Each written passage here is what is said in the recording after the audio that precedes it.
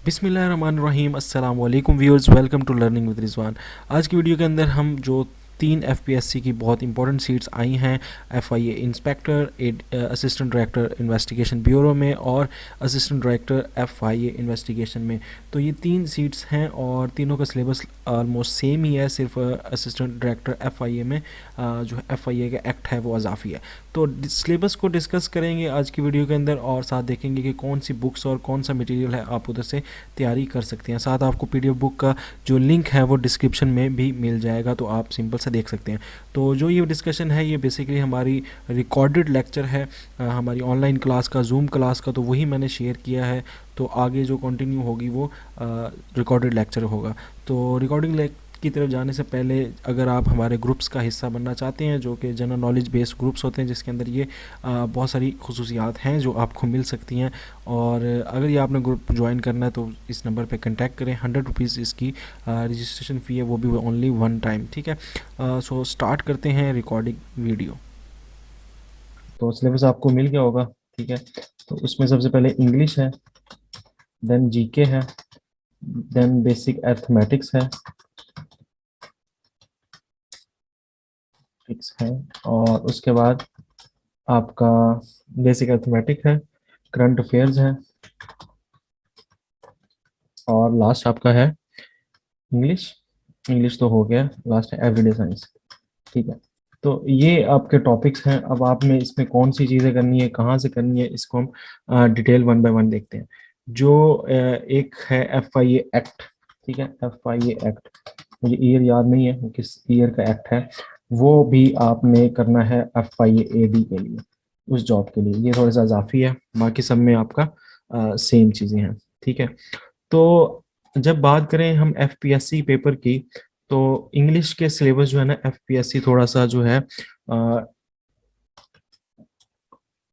FPSC जो है English को थोड़ा सा वो डिटेल से देखता है, जबकि पीपीएससी की बात करें तो उसके अंदर थोड़ी चीज़ें सिलेबस जो है वो कम हो जाता है।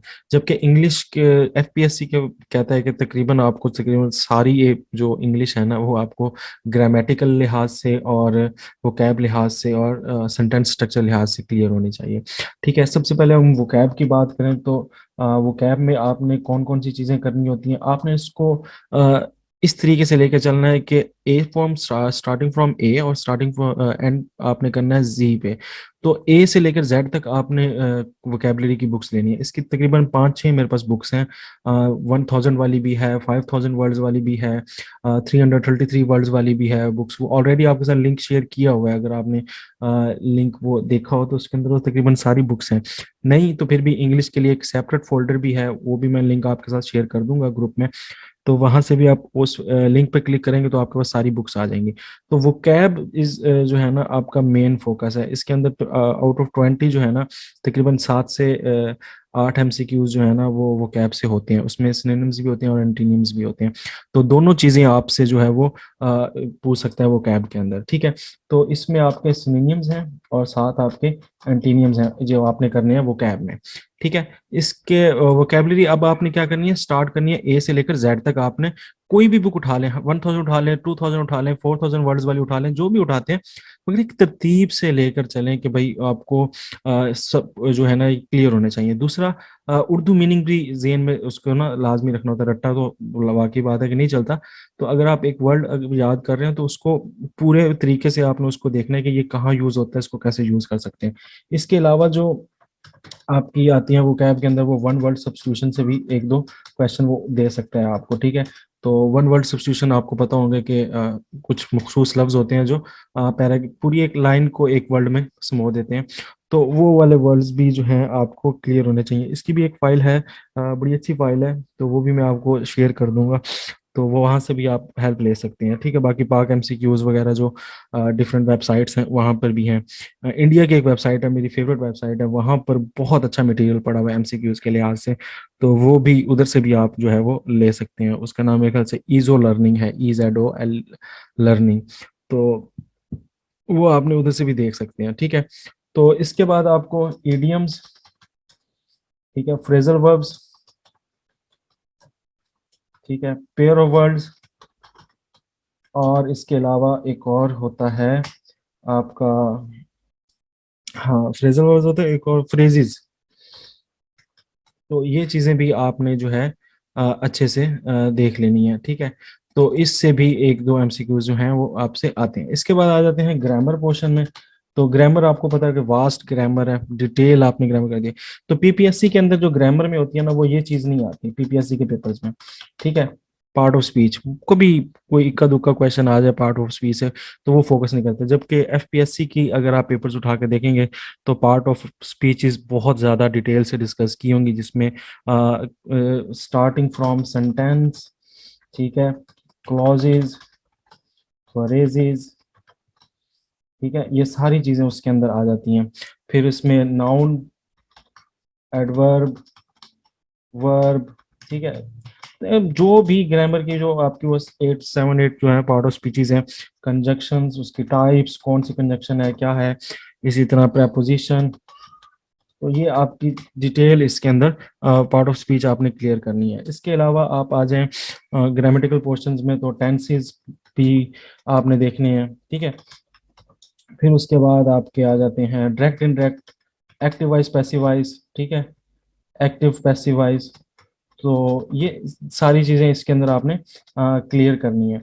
अब इसके लिए ग्रुप बुक कौन सी है जी, ग्रामेटिकल बुक्स में आपके साथ कुछ शेयर कर दूंगा, वो आप देख लीजिएगा वहां से। उसमें ग्रामर ग्रामर सारी A to Z ग्रामर होगी, और उसमें सारी चीजें आपको रूल्स एंड रेगुलेशंस के साथ बताया होगा, ठीक है। इसके अलावा टेंसेस हो गए, वर्ब्स हो गई, एक्टिव वाइज पैसिव हो गए। इसके अलावा आपको कैपिटलाइजेशन और जो है पंक्चुएशन का भी पता होना चाहिए रूल्स के साथ, ठीक है, कहाँ पे आपकी चीजें इस्तेमाल होती हैं सही से। तो ये हल्की फुल्की सी चीजें हैं। इसके अलावा आपके जो पोर्शन होता है वो होता है सेंटेंस स्ट्रक्चर का। तो सेंटेंस स्ट्रक्चर्स के लिए जो सीएसएस के प्रीवियस पेपर्स हैं ना, उनको आपने देख लेना है, सेंटेंस करेक्शन वाले। तो उसके अंदर से काफ़ी एमसीक्यूज ये उठाते हैं। तो वो भी कोशिश करूंगा कि मैंने उसकी फाइल बनानी है, अभी तक बनाई नहीं है, तो वो अगर बन जाएगी तो वो मैं शेयर कर दूंगा। तो सेंटेंस करेक्शन में ये होता है कि जो गलतियां होती हैं वो कैब में हो या ग्रामर में हो, तो वो मिली जुली उसके अंदर आपने ठीक करनी होती हैं, या उसकी अरेंजमेंट की बात होती है कि कौन सा वर्ड पहले आ रहा है या कौन सा वर्ड बाद में आएगा। जैसे ऑलरेडी है तो वो कहाँ पे लगेगा, जुमले के शुरू में, दरमियान में, किस वर्ड के साथ। तो वो सेंटेंस करेक्शन के अंदर आपने उसको देखना होता है। इवन के यूं होता है समटाइम्स के फ्यू जो है वो किसके साथ लगता है, इसी तरह जो ये एडवर्ब्स हैं ये कहाँ कहाँ लगती हैं, इसकी वो अरेंजमेंट का जो है ना बहुत फर्क आ जाता है। तो इसमें एक चीज भूल भूल गया हूँ, वो आर्टिकल है, वो आर्टिकल भी आप देख लीजिएगा। तो मीन्स कि ये अलग अलग भी पूछा जा सकते हैं, और सेंटेंस स्ट्रक्चर्स के अंदर इसको जो है वो कंपैरेटिवली भी देखा जा सकता है। तो ये आपका इंग्लिश पोर्शन है 20 मार्क्स का। ये मुश्किल होता है, अक्सर लोग क्वेश्चन कर रहे थे कि क्या इंग्लिश पास करना अलहदा होता है, नहीं, एमसीक्यूज के आपके टोटल मार्क्स ही काउंट होते हैं। तो आपने इसको देख लेना है, ठीक है जी। इसके बाद आपका जीके है। तो जीके के अंदर लोग कह रहे हैं कि इस्लामियात नहीं है, ऐसा नहीं है। जीके पोर्शन के अंदर आपकी जो मेन चीज़ें हैं उसमें इस्लामियात भी है, पाकिस्तान अफेयर भी है, ठीक है। उसके अलावा आपकी जो आता है इसमें जियोग्राफी भी है, और इंटरनेशनल जीके भी है, जिसकी क्लासेस मैंने जिसके लेक्चर्स मैंने यूट्यूब पे स्टार्ट कर दिए हैं, तो वो भी इंशाल्लाह आप वहाँ से भी देखते रहिएगा। तो इंटरनेशनल जीके वगैरह भी इसके अंदर है, ठीक है। इसके अलावा आपके जहन में कोई जीके की चीज़ है तो वो मेरे से डिस्कस कर सकते हैं। अब इसको करना कैसे है, इसके लिए आपको जीके की कोई एक बुक लेनी पड़ेगी, ठीक है। और हमेशा कोशिश करें कि थॉरली चीज को स्टडी करें। जिस टॉपिक को भी आप स्टडी कर रहे हैं उसको थॉरली स्टडी करें। थॉरली स्टडी से ये फायदा होता है कि आपका एक जो है वो टॉपिक जो है वो क्लियर नहीं होता, एक एक एमसीक्यूज क्लियर नहीं होता, बल्कि पूरा टॉपिक क्लियर हो जाता है।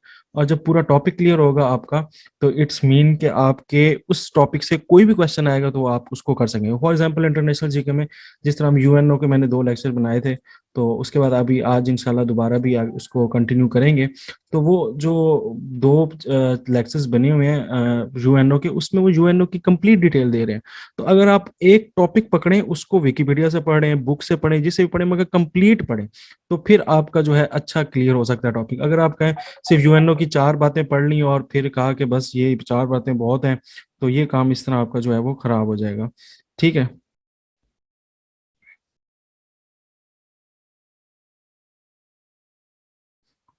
कॉल आ रही है एक मिनट, ठीक है। तो इसलिए आपने टॉपिक वाइज इसको क्लियर करना है, जियोग्राफी को भी टॉपिक वाइज करना है, पाकिस्तान अफेयर को भी आपने टाइम लाइन वाइज लेके चलना है। मुगल से स्टार्ट होना है, सॉरी दिल्ली सल्तनत से स्टार्ट होना है, इससे थोड़ा बैक भी आपने कर लेना है, मगर ज़्यादा फोकस आपने जो 1857 से 1947 और उसके बाद की चीज़ें उसको आपने अच्छे से ज़्यादा करना है। इसके अंदर पाकिस्तान जियोग्राफी को भी देखना है आपने, लेक्स कितनी है वगैरह वगैरह, यानी जीके आपका है 20% पोर्शन। बट अगर आप इसको करने बैठेंगे ये मतलब बहुत लेंथी हो जाएगा। तो आपने फोकस इसके ऊपर क्या करना है, थोड़ा इस लिहाज से कम करना है कि हमारा जो सिलेबस है उसमें सिर्फ 20% है। तो बहरहाल अगर आप बाकी जॉब्स के लिए भी तैयारी कर रहे हैं तो आपको ये जीके जो है ये हर जगह इन्वॉल्व है। तो इसलिए इस जीके को जो है वो आप कोशिश करें कि जब कर रहे हैं तो फिर डिटेल से एक सीक्वेंस में लेके इसकी तैयारी करें। बुक्स इसके लिए कारवां वाली बुक है, मैंने वो स्टार्ट भी कराई हुई है, टेस्ट जो हम लेते हैं ग्रुप्स में उसमें वो बुक भी स्टार्ट है, वहां से बड़ी अच्छी जीके की बुक है वो। उसको वेरीफाई कर लिया करें उसके एमसीक्यूज को ना, काफी एमसीक्यूज वहाँ पे गलत मेंशन भी होते हैं। इसी तरह डोगर की है, इल्मी वालों की है, कोई भी बुक ले लें, मगर कोशिश करें कि अगर टॉपिक वाइज कर रहे हैं तो टॉपिक सारे क्लियर करते जाएं। ठीक है। इसके अलावा आ जाए बेसिक मैथमेटिक्स पे। मैथमेटिक्स की मैंने एक बुक शेयर की हुई है आपके साथ लिंक में। वो बहुत अच्छी बुक इस लिहाज से है, तो बड़ी रफ सी बुक, मतलब रफ इस लिहाज से है कि स्कैन वगैरह इतनी अच्छी नहीं हुई हुई, मगर उसमें ये है कि आपको क्लियर हो जाएगा कि भारे टॉपिक्स कौन कौन से क्लियर करने हैं, कैसे करने हैं। तो बेसिक अर्थमेटिक्स के अंदर जो मेन आपको टॉपिक्स दिए हुए हैं उन्होंने मेंशन भी किया हुआ है। उसमें आपके आ जाते हैं एक तो अर्थमेटिकल क्वेश्चंस आ जाते हैं, ठीक है। दूसरे अलजबरा रिलेटेड आ जाते हैं। तीसरे परसेंटेज रिलेटेड आ जाते हैं, ठीक है। और आपके साथ ज्योमेट्री मेरे ख्याल से नहीं है, वो सीएसएस में है ना, ज्योमेट्री नहीं है ना। मैं एक मिनट दोबारा देख भी लेता हूँ। तो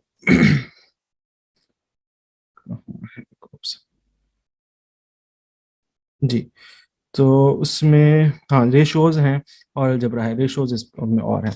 तो ये वाले क्वेश्चन जितने भी हैं ना, इसको आपने एक तो पाक एमसीक्यूज की जो वेबसाइट है वो बहुत अच्छी वेबसाइट है, वहाँ पे आपको बड़े केस मिल जाएंगे। तो इसको आपने हर लिहाज से, इस लिहाज से देखना है कि कोई भी जो है ना क्वेश्चन किसी तरीके से भी आ सकता है। अब रेशो में आपको पता है सिंपल रेशो क्वेश्चंस भी होते हैं, डबल रेशो वाले भी होते हैं, ट्रिपल रेशोज वाले भी होते हैं। तो किस तरीके से 3 रेशोज वाले करने हैं या 2 रेशोज वाले करने हैं, तो ये सारे आपने टॉपिक वाइज आपने इसमें देखना है। तो आप अगर जाएंगे ना पाक एमसीक्यूज की वेबसाइट में, तो वहां पे आपको क्वेश्चन मिल जाएंगे, उसको आप सॉल्व करें, उसको जो है समझें। तो वहां पर रेशोज के क्वेश्चन अलहदा हैं, परसेंटेज के क्वेश्चन अलहदा हैं, हेडिंग वाइज आपको मिल जाएंगे। दूसरी एक बेसिक अर्थमेटिक की मैंने बुक्स दी आपके साथ शेयर की हुई है, आप उधर से भी हेल्प ले सकते हैं, वहां पे भी बड़ा अच्छा मटेरियल है। ऑनलाइन वेबसाइट आप सर्च करें, आप मिसाल के तौर पर करें कि ट्रिकी क्वेश्चन ऑफ अलजबरा या ट्रिकी क्वेश्चन ऑफ एजिस या ट्रिकी क्वेश्चन ऑफ परसेंटेज, तो आपको ढेर सारे जो है वर्ल्ड प्रॉब्लम्स मिल जाएंगी, ठीक है। या वर्ल्ड प्रॉब्लम्स ऑफ परसेंटेज, इस तरह करके आप कुछ भी सर्च करेंगे तो बहुत सारी वेबसाइट बन जाएंगी। वेबसाइट के लिंक्स भी मैं इंशाल्लाह कोशिश करूंगा कि बना के ना आपको सेंड कर दूं कि ये मैथ की अच्छी अच्छी वेबसाइट्स हैं, आप यहाँ से सॉल्यूशंस वगैरह और क्वेश्चंस वगैरह देख सकते हैं। तो मैथ आपके जो है ना वो जो आपका मेरिट होगा उसमें बहुत ज़्यादा डिफाइन करेगा, क्योंकि मैथ बहुत सारे लोगों की वीक होती है, ठीक है। हर बंदे की मैथ अच्छी नहीं होती, तो अगर आपने मैथ के पोर्शन को अच्छे से क्लियर कर लिया तो ये एक इम्पैक्ट डाल सकता है आपके मार्क्स पे, ठीक है जी। इसके बाद आपका जो है वो करंट अफेयर है। करंट अफेयर के ऊपर बहुत सारे आते हैं कि कहाँ से करंट अफेयर हम करें। करंट अफेयर वाकई है भी मुश्किल चीज़, ठीक है। तो करंट अफेयर्स के लिए आपको एक तो हर बंदा यही कहता है कि सर हम मैथमेटिक्स के क्वेश्चन रिपीट होते हैं। जी ये तो पास पेपर्स देखने पड़ेंगे, उसमें होते हैं क्वेश्चन रिपीट होते हैं, बट समटाइम्स जो है वो सवाल को ऐसे इन्होंने तोड़ा मरोड़ा होता है ना कि लग रहा ही नहीं होता कि ये पहले क्वेश्चन इस तरह का आपने कोई सॉल्व किया हुआ है। तो कोशिश यही करनी है कि हमने कंसेप्ट क्लियर करने हैं, ना कि हमने इस पर रहना है कि एमसीक्यूज वही रिपीट हो जाए। हमने कोशिश ये करनी है कि हमारे कंसेप्ट क्लियर हो, ठीक है, कि हम जो क्वेश्चन कर रहे हैं उसका हमें पता हो कि इसको सॉल्व करने का सोल्यूशन क्या है। तो इस तरह जो भी क्वेश्चन आ जाए हम उसको सॉल्व कर सकें, ठीक है जी। तो इसके अलावा आपका करंट अफेयर आ जाता है। करंट अफेयर में आपके पास जो मेन चीज़ें हैं वो कौन कौन सी हैं, उसमें आपका पाकी है और इंटरनेशनल है। अब ये जो आपको लिखे भी हुए हैं इवेंट्स के, आपने क्या करना है, अब इसको कैसे आपने करना है, इसके लिए मैं एक यूट्यूब पे चैनल है, इंडिया का यूट्यूब चैनल है, ठीक है। वहां पर बहुत ज़्यादा जो है डिटेल से डिस्कशन होती है अबाउट द करंट अफेयर्स। तो वो चैनल का मैं लिंक दे दूंगा। वहां पे आए दिन ना रोज इंटरनेशनल जीके की वीडियोस डाली होती है और बड़ी अच्छी डिस्कशन की होती है। वहां से आप डेली के एक दो वीडियोस देखते रहें, ठीक है। दूसरा जो है न्यूज़पेपर, वो भी लाजमी बात है, आपने उसके साथ टच रहना है। अब न्यूज़पेपर में ये नहीं टच रहना कि आपने नवाज शरीफ और इसके ही पढ़ते रहना है, फवाद चौधरी ने उसको बयान क्या दे दिया, ये इसको, ये फजूल सी जो गॉसिप्स है ना न्यूज़पेपर वाली, ये पेपर में नहीं आती। पेपर में जो है मेन जो आता है वो अपोजिशन और मतलब पीटीआई की लड़ाइयाँ, ये यही चीजें आपने नहीं कवर करनी।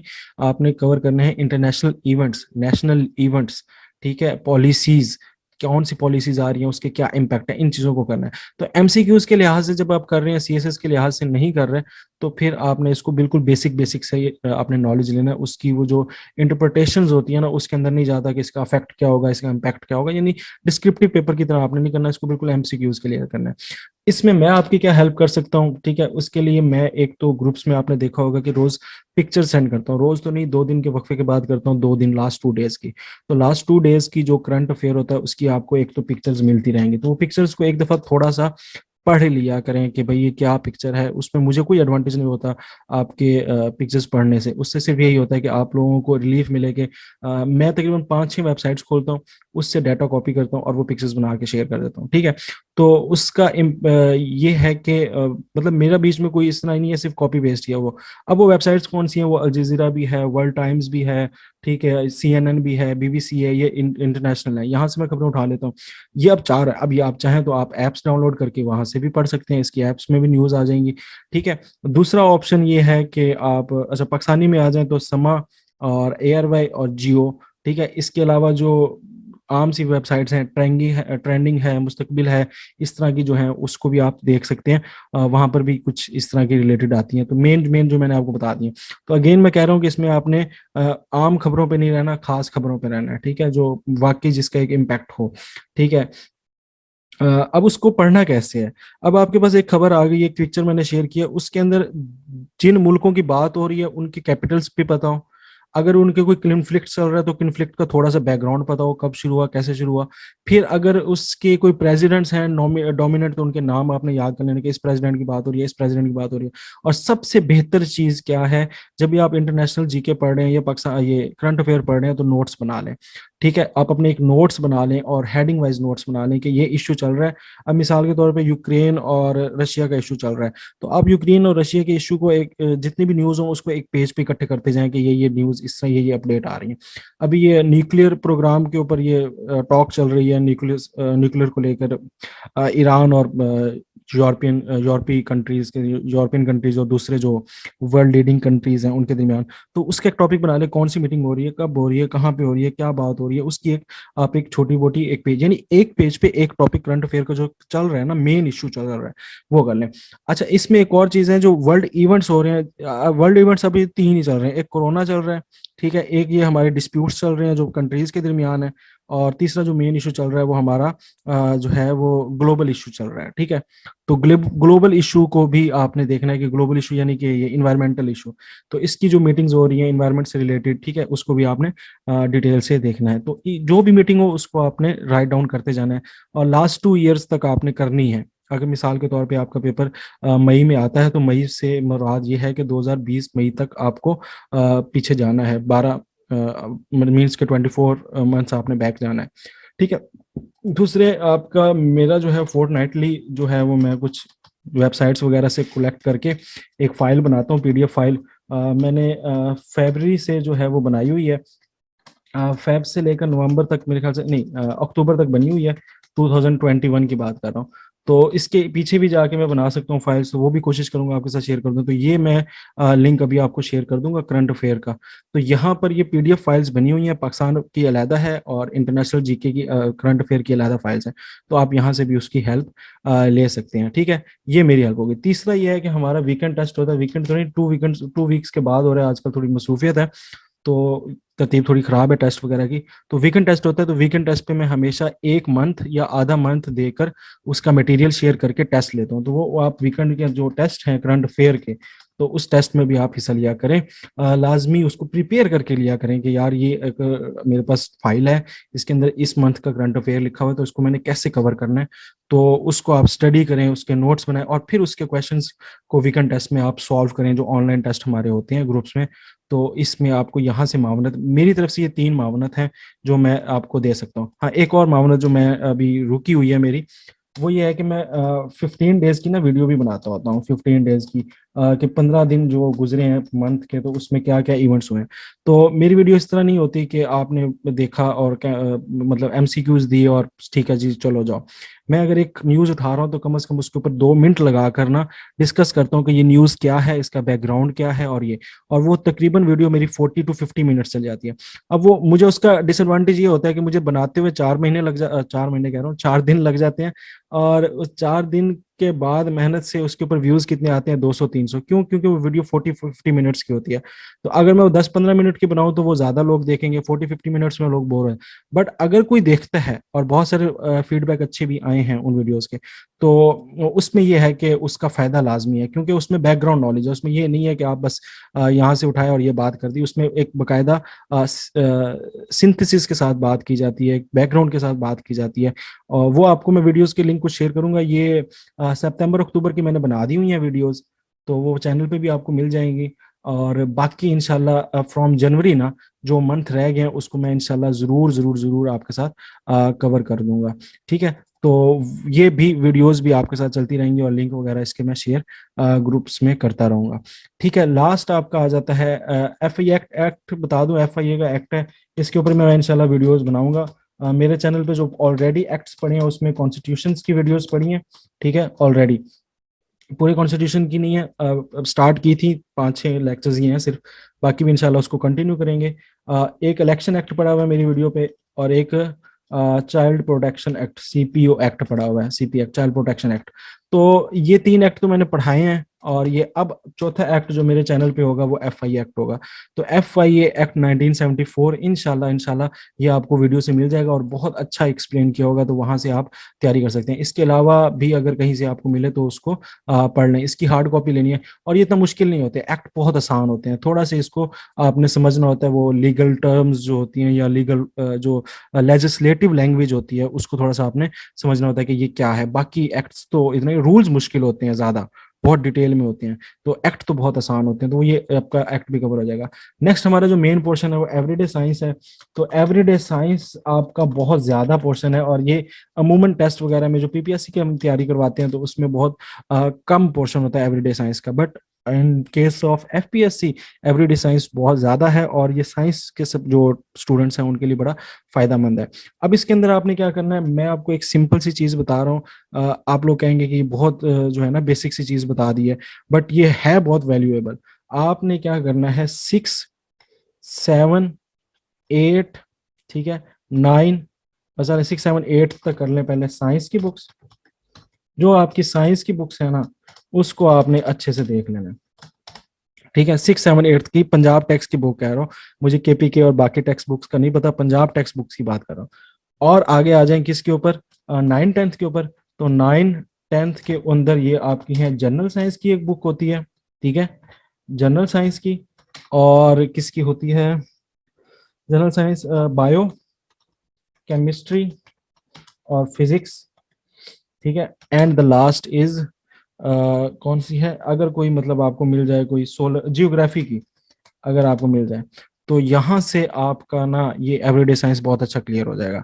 ठीक है, अगर यहाँ से नहीं करना, उसकी मैं एक जो है वो एक ड्राइव लिंक दी हुई है, वहां से कर लें। ठीक है, उसमें भी कुछ नोट्स आपको मिल जाएंगे, एवरीडे साइंस की जो है वो बुक्स जीके की रिलेटेड पड़ी हुई है, जॉब्स रिलेटेड, वहां से कर लें। तो ये आपका पोर्शन जो है क्लियर। इसमें करना क्या है आपने, अब मैं डिटेल इसकी बताऊं कि एवरीडे साइंस में कौन कौन सी चीजें आती है, चलो मैं बता देता हूँ। अगर बायो पढ़ रहे हैं तो बायो में आपको डिजीजेस का पता होना चाहिए, ठीक है। फिर अब डिजीजेस किस किस की, लंग्स की डिजीजेस, हार्ट की डिजीजेस, स्किन की डिजीजेस, जो है क्या नाम है आपकी, डाइजेशन से रिलेटेड, नर्वस सिस्टम से रिलेटेड डिजीजेस। तो ये बहुत सारी डिजीजेस जो आपके लिए क्लियर करनी है। अच्छा, अब डिजीजेस आपकी क्लियर हो गई, फिर फिर आपने जो है वो सिस्टम्स क्लियर करने हैं, कौन कौन से सिस्टम्स हैं, फिर साइंटिस्ट की कंट्रीब्यूशंस का पता होना चाहिए, फिर वैक्सीन वगैरह का पता होना चाहिए, फिर ब्लड वगैरह का पता होना चाहिए, यानी ये सारी। तो आप सिंपल क्या करें, 9th 10th की बुक उठा लें बायो की, उसको एक दफा गो थ्रू कर लें। अगर आप थोड़ी एजुकेशन के साथ टच में है तो फिर तो आपकी अच्छी तैयारी होगी इस पे। यानी कि ये 3 4 बुक्स हैं, ये आप अच्छे से कर लें, एवरीडे साइंस आपका ना वीआईपी हो जाएगा। और आपने तैयारी इस तरह करनी है कि नोट्स बनाते जाएं, साथ साथ जो पढ़ते हैं उसके नोट्स बना दें, जहां इंपॉर्टेंट चीज लगे उसके नोट्स बना दें। तो मैंने तो अगर आप लोग कहेंगे तो मैं इस बुक से जो है वो टेस्ट भी दे दूंगा, 9th 10th की किताबों से आपको रोज चैप्टर की बुक्स जो है पिक्चर सेंड कर दूंगा और कहूंगा कि इसमें से आपका आज का टेस्ट होगा। बेसिक बेसिक चीजें हमने करनी है उसमें, ठीक है। और ये अब ये मैं जिसको ये मशवरा कहता हूँ 9वीं 10वीं से थोड़ी पेपर आता होता है भाई, सारा पेपर 9th 10th से आता है। जितना एवरीडे साइंस का बेसिक बेसिक सा आता है ना वो इधर से ही आता है। तो भाई इसको थोड़ा सा आप देख लें, बेसिक ही आना है।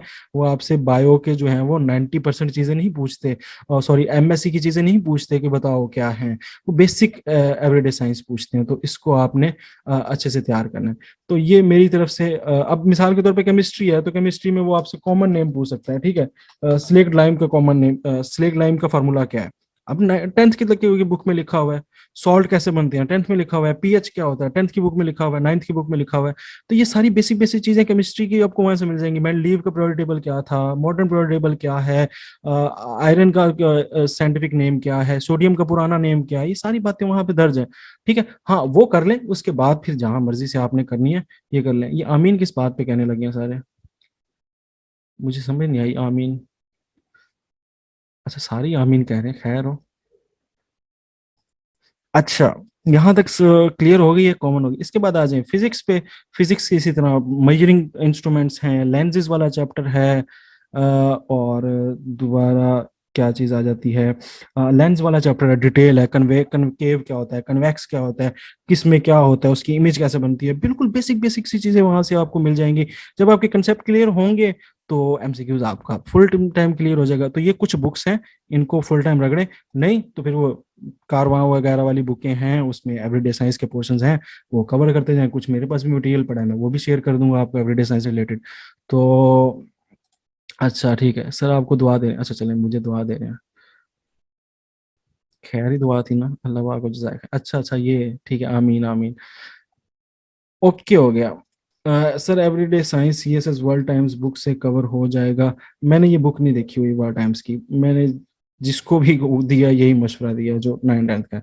बाकी उसको बुक मुझे अगर मिल गई हार्ड फॉर्म में तो मैं जरूर उधर से भी आपको गाइड वगैरह कर सकता हूँ। मैंने वो बुक नहीं देखी। इंस्पेक्टर टेक्स्ट में कितने मैक्स वाला पास होगा, पास नहीं करना, हमने टॉप करना है। ठीक है अब क्वेश्चंस ले लें, मेरा ये क्लियर हो गया टॉपिक यहाँ पे। तो आप इसमें कोई क्वेश्चंस मजीद करना चाह रहे हैं करते जाए, मैं वन बाय वन आंसर कर दूंगा जो मेरे इल्म में होगा बेहतर। बाकी एक दो बातें और मैं कर लूँ फिर मैं आपको जवाब देता हूँ। पहली बात, टेस्ट आपका लेट है, इतनी जल्दी टेस्ट नहीं होता। एफपीएससी में आप अप्लाई करो तो भूल जाओ कि आपने अप्लाई किया है। एफपीएससी का मींस, एफपीएससी के स्टार्ट तो एफ से फॉर फास्ट होता है, बट फास्ट बिल्कुल नहीं है, ये बिल्कुल स्लो है। और इसमें तकरीबन 5 6 महीने लग जाएंगे, आपके पास टाइम है। थोड़ा पढ़ें रोजाना, इतना पढ़ें कि आपको डाइजेस्ट हो जाए, उसके बाद आगे पढ़ें आगे पढ़ें, ज़्यादा सर पे इसको बोझ ना लें, और आहिस्ता आहिस्ता इसकी तैयारी करें, ठीक है। तैयारी नहीं छोड़नी, कंटिन्यूटी नहीं छोड़नी, हमने वो तैयारी करते रहना है, ठीक है जी। असिस्टेंट डायरेक्टर के लिए भी यही मटेरियल है। एफआईए का जो है वो थोड़ा सा डिफरेंट है, बाकी सबका तो सेम ही है ना। एफआईए जो है वो सिर्फ एफआईए इन्वेस्टिगेशन असिस्टेंट डायरेक्टर में है, बाकी सब है। सर आईबी का स्क्रीनिंग के बाद वाला टेस्ट का बता दें वो क्या, मैं वही बताने लगा। पहले तो ये देख लें कि 5 6 महीने तक आपका टेस्ट नहीं होने लगा, ये मैं एक अंदाजन आपको बता रहा हूँ, ठीक है। मतलब अंदाजन क्या, तजर्बन आपको बता रहा हूँ। और इस तजर्बे के लिहाज से कि मैंने अप्लाई किया था एफपीएससी के लिए लगभग अक्टूबर में, उसका टेस्ट अभी जो है वो रिसेंटली 2 महीने पहले देखे हैं। तो अब अंदाजा करें कि आफ्टर 11 मंथ जो है वो टेस्ट हुआ है। तो अभी और भी अप्लाई किए हुए हैं जनवरी के, उनके अभी तक टेस्ट नहीं हुए। इनलैंड रेवेन्यू इंस्पेक्टर का अभी तक टेस्ट नहीं हुआ। तो अब आप यहाँ से लगा लेंगे आपको बहुत ज़्यादा जो है टाइम आपका लगेगा। तो आपके पास टाइम बहुत ज़्यादा है, तो अब ये कोई ना कहे कि टेस्ट अभी हो जाएगा तो जल्दी हो जाएगा, ऐसा कोई नहीं है। बाकी कुछ कह नहीं सकते, पर 90% मेरा जो अपना तजर्बा है, अंदाजा है कि टेस्ट अभी 5 6 महीने तक आप भूल जाएं कि होगा। तो आप तसल्ली से तैयारी करें। नंबर 1, टेस्ट हो गया, जो टॉप होंगे, अगर 15 सीटें हैं तो 15 को मल्टीप्लाई करें 10 से 150, तो जो 150 टॉप पे आएंगे उनको जो है वो एफपीएससी बुलाएगा, किस पे, डिस्क्रिप्टिव के लिए। अब वो 150 में से जो डिस्क्रिप्टिव टेस्ट देंगे, तो डिस्क्रिप्टिव टेस्ट का सिलेबस अभी नहीं आया। डिस्क्रिप्टिव टेस्ट का सिलेबस वो बाद में ले बताएंगे। तो अक्सर लोग कह रहे हैं कि डिस्क्रिप्टिव भी इसी में से आएगा, नहीं, इसमें से नहीं आएगा। उसका वो सिलेबस आपको बाद में बताएंगे, और वो सिलेबस भी इंग्लिश कंपोजिशन यानी ऐसे राइटिंग और उर्दू ऐसे राइटिंग रिलेटेड ही होता है। और वो भी मैं इंशाल्लाह आपको कंफर्म कर दूंगा सीनियर से। मगर मेन चीज ये है कि उसको भी आपको अटेम्प्ट करने के लिए कम से कम 3-4 महीने होंगे आपके पास तैयारी करने के। तो वो जो है आप देख लें। उसका मतलब यूं कर लें कि आपको उसको भी तैयारी करने के 5 महीने में। तो फिलहाल डिस्क्रिप्टिव को छोड़ें, पहले हमारा जो मेन फोकस है, हमने जिसमें सबसे ज्यादा स्क्रीन होना है, वो ये टेस्ट है। तो इसको पहले आप करें, ठीक है। अब इसमें सिर्फ 150 बंदे जा रहे हैं, तो आप पहले 150 में तो आए। तो उसके लिए हमें ज्यादा एफर्ट करनी पड़ेगी, ठीक है। 150 में आने में मतलब हजारों में से आपने 150 में आना है, तो उसमें थोड़ा आपको मेहनत ज्यादा चाहिए। तो डिस्क्रिप्टिव को अभी इग्नोर करें, मेन फोकस इस टेस्ट पे रखें। इसको चाहे स्क्रीनिंग टेस्ट बोलें, चाहे मेन टेस्ट बोलें, जो भी बोलें, तो इसके ऊपर मेन फोकस करें। अ, और डिस्क्रिप्टिव जब आपका टेस्ट क्लियर हो जाएगा ना, और आपको बुलाया जाएगा, तो डिस्क्रिप्टिव के लिए भी आपको 2-3 महीने मिल जाएंगे, तो परेशान नहीं होना। तो जितना ये स्लो नेटवर्क है ना, ये कम से कम इसकी अपॉइंटमेंट जो है ना 1.5 साल बाद होनी है, इतना मैं ये भी आपको बता दूं। ये एफपीएससी ऐसे ही है। असिस्टेंट डायरेक्टर के लिए हो गया सर, स्क्रीनिंग भी हो गया, इंस्पेक्टर के डिस्क्रिप्टिव टेस्ट के बाद में आएगा जी, ऐसे ही है।